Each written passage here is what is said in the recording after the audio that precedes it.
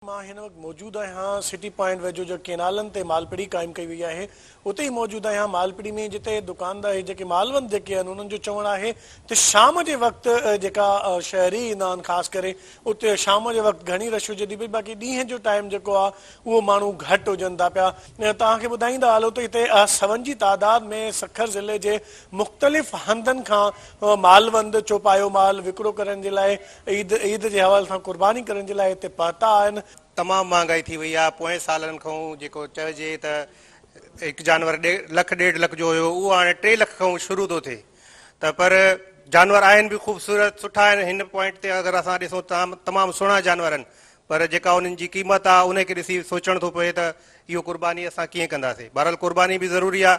इनशाला ॾिसूं था असां बि ऐं असां हिननि सां ॻाल्हायूं था त को सुठो जानवर मिली वञे। केतिरे में ढोर था विकिरो? असां 4-5 लख जो ढोर विकिरूं था। घटि में घटि केतिरो? घटि में घटि 3 लख जो काबो आहे।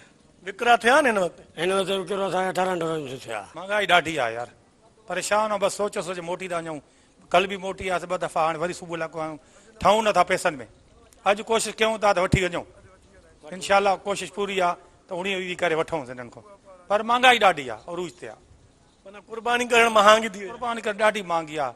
पर इमरान ख़ान खे हिकु मालवंद हिते मौजूदु आहे जंहिंजो घोट आहे हिते।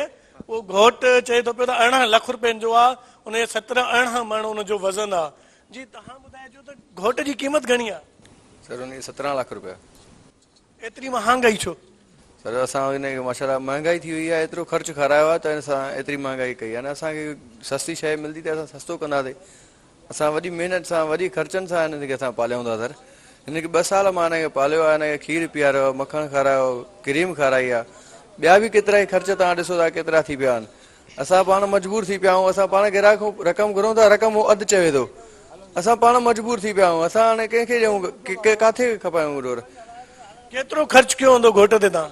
माशाल्लाह साईं अंदाज़ो हाणे त ख़र्चु कुझु निकिरे ई नथो, पर वरी असां चवंदा माशाल्लाह वरी पंहिंजो शौक़ु बि थिए थो, कारोबार बि कुझु इहो थी सघे थो। बसि इन हिसाब सां बसि कम खे हलायूं था।